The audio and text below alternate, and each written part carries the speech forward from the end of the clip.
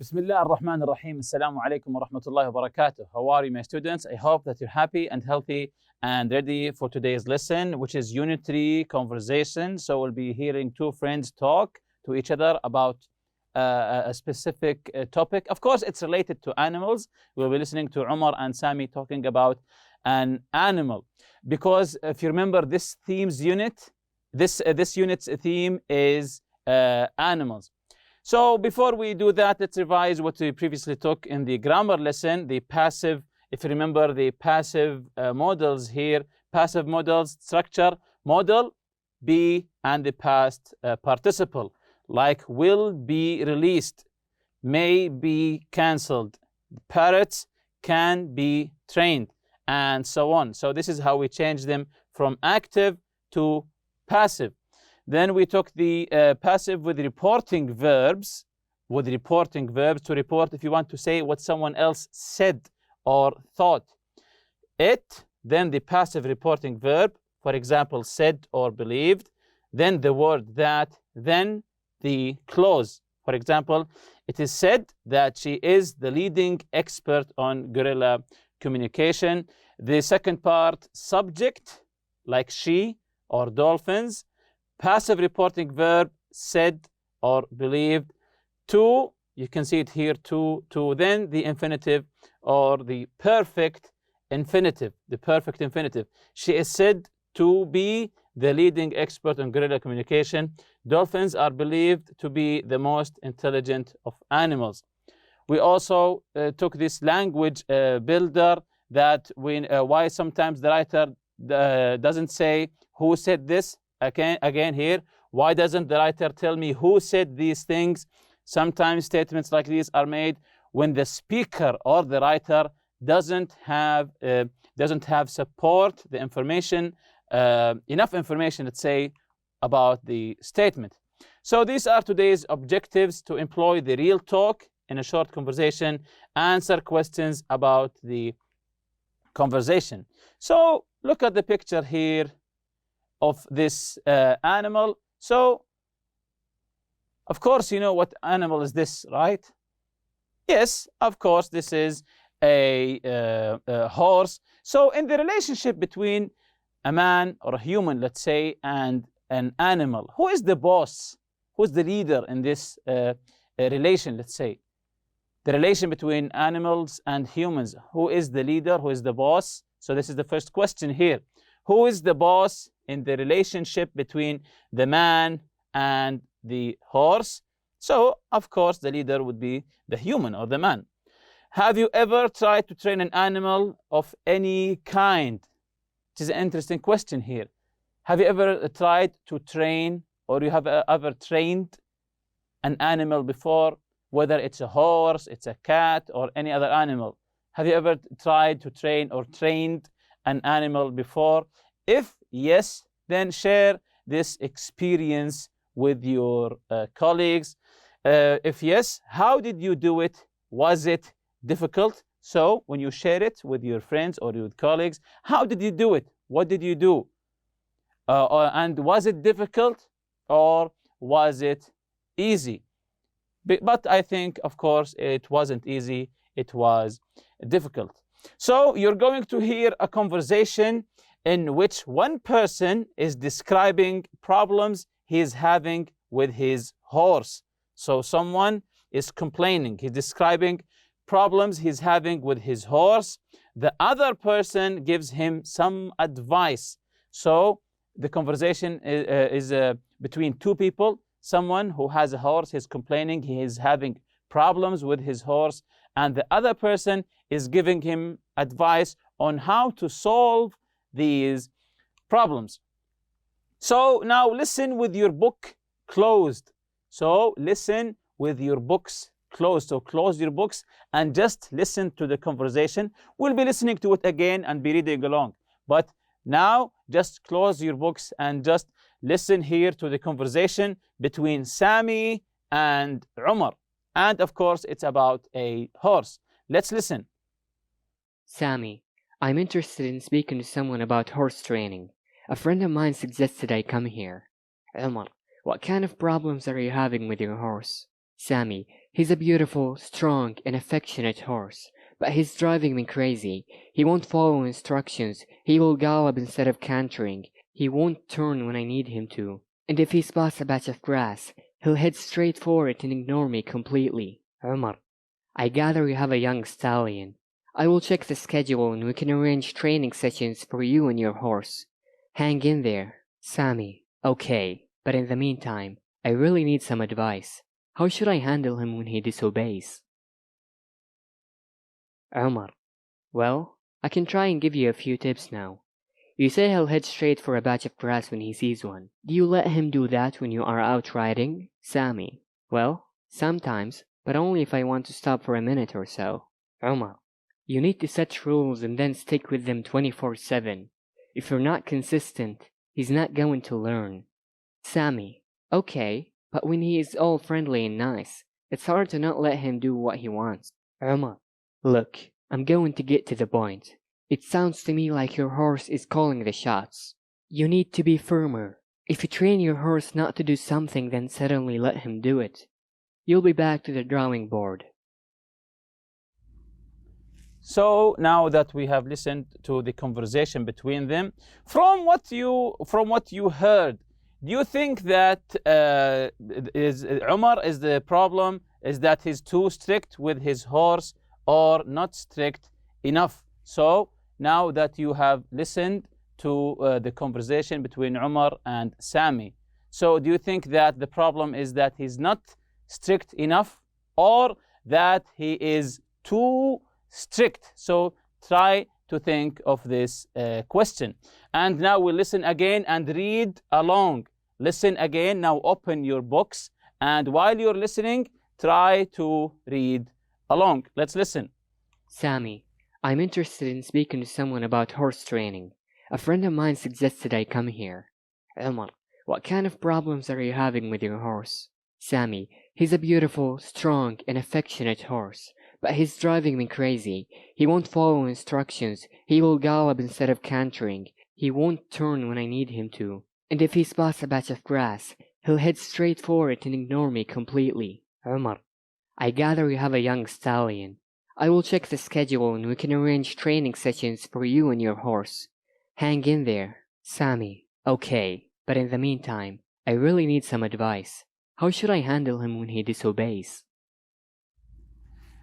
So now you see in this part of the conversation, Umar is advising Sami what kind of problems you're having with your horse. He said in the beginning, he said he's a beautiful, strong, and affectionate horse, but he's driving me crazy. He's driving me crazy. He won't follow my instructions. He won't obey me. He's always disobeying me. He will gallop. Gallop means that when the horses run really fast, this is galloping instead of cantering. He won't turn when I need him to. When he wants him to turn, the horse won't turn. And if he spots a patch of grass, he'll head straight for it and ignore me completely. And when the horse sees a patch of grass, he will ignore Sami and go straight for the grass. Umar said, I gather you have a young stallion. So he said that the horse is still young. I will check the schedule and we can arrange training session for you and your horse. Hang in there. Try to figure out the meaning of hang in there because we'll see it later. Sami, okay, but in the meantime, I really need some advice. I really need some advice. So he's asking for help. How should I handle him when he disobeys? So when he, the horse of course, disobeys me, what do I do? How do I handle him? So let's continue the conversation here. Umar, well, I can try and give you a few tips now. You say he'll head straight for a patch of grass when he sees one. Do you let him do that when you are out riding? Sami, well, sometimes, but only if I want to stop for a minute or so. Umar, you need to set rules and then stick with them 24/7. If you're not consistent, he's not going to learn. Sami, okay, but when he is all friendly and nice, it's hard to not let him do what he wants. Umar, look, I'm going to get to the point. It sounds to me like your horse is calling the shots. You need to be firmer. If you train your horse not to do something, then suddenly let him do it, you'll be back to the drawing board. So here in the second part of the conversation, Umar is saying, well, I can try to give you a few tips if you want. He'll say, would you head straight for a patch of grass? You say, he'll head straight for a patch of grass when he sees one. Do you let him do that when you're out riding? When you're out in the wild riding, do you let him go to eat a patch of grass or not? So what did he say here? Well, sometimes, but if I want to stop for a minute or so. That's when Umar, you think that Umar is getting really mad here. You need to set rules and then stick with them 24/7. So he's saying you don't have rules. You have to set rules, then stick with them. If you're not consistent doing things all the time, he's not going to learn. If you're not consistent with your horse, because one time you're saying to him, it's not allowed to eat grass, and the other time you say it's allowed, this is not consistent. If you're not consistent with him, he will not obey you. Sami said, okay, but when he is all friendly and nice, it's hard not to let him do what he wants. So Sami here is being affectionate, emotional. He said, when he is all nice and friendly, I have to obey him. I want him to do what he wants. Then you can look at the tone here. Umar said, look. Then here you see Umar is being serious. Look, I'm going to get to the point. I'm going straight to the point. It sounds to me like your horse is calling the shots. Your horse is leading you, not the other way around. You need to be firmer. You have to be strict. Firm is strict. If you train your horse not to do one thing, not to do something, then suddenly let him do it, you will be back to the drawing board. When you tell your horse you can't do that, then later you let him do it. So you're going back to square one, going back to the drawing board. So this is the real talk here. Hang in there. Don't give up. When you say to someone, it's okay, hang in there, it means don't give up. Continue what you are doing. 24/7, all day and night, non-stop, 24 hours a day, 7 days a week. So 24, this is referring to the hours of the day, 7 to the days of the week, all day and night, non-stop, meaning 24 hours a day, each day in a week, 7 days a week. Get to the point. Be direct. Get to the point. When someone wants to tell you something and he began talking long things, he doesn't get to the point, you say to him, please get to the point. Be direct with me. So get to the point, to be direct. Calling the shots, when he said to him, it sounds like your horse is calling the shots. He is in charge. So someone who is calling the shots, he is in charge and making the decisions. So calling the shots means in charge. Back to the drawing board, to have to start a process over again from the beginning. Back to the drawing board, going back to the beginning, or as they say, back to square one. So who says each expression and why? Hang in there. Who says hang in there and why?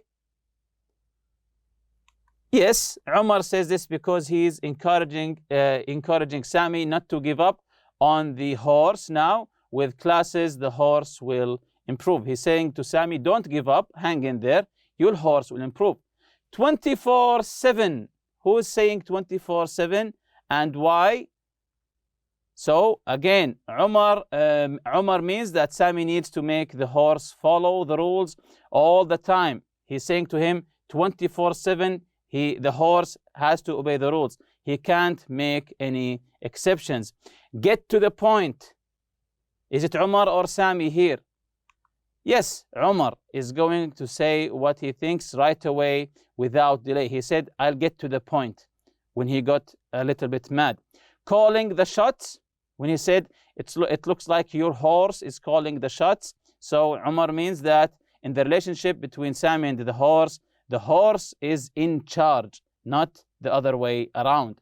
Back to the drawing board, again, Umar. So all of these, Umar said them, means that every time Sami lets the horse break a rule, he'll have to start training all over again, back to the drawing board.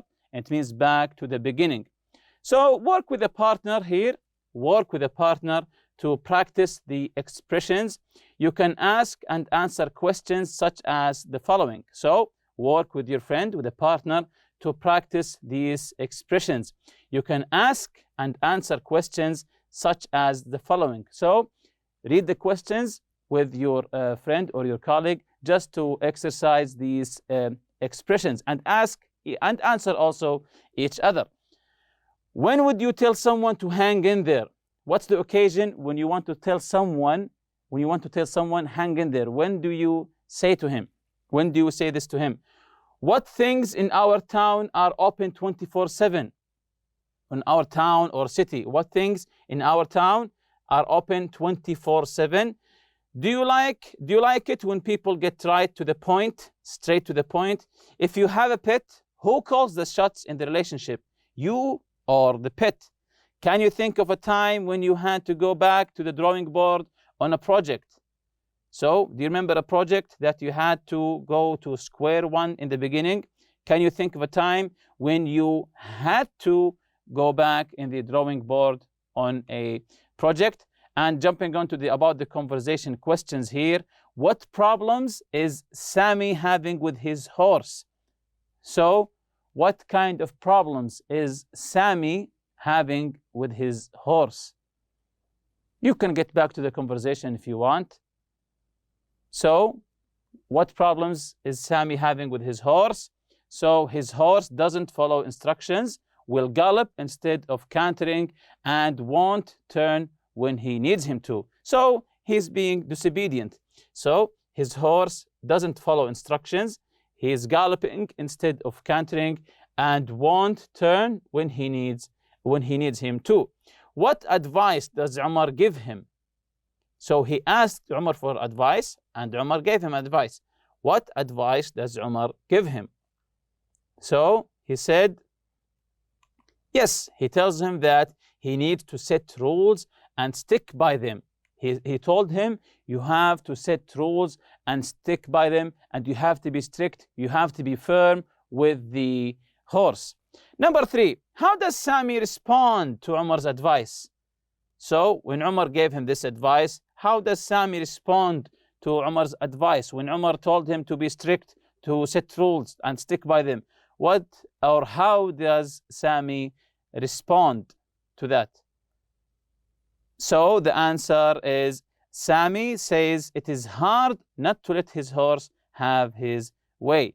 He said it's hard not to have the horse have his way. So jumping to your turn part here, role play with a partner.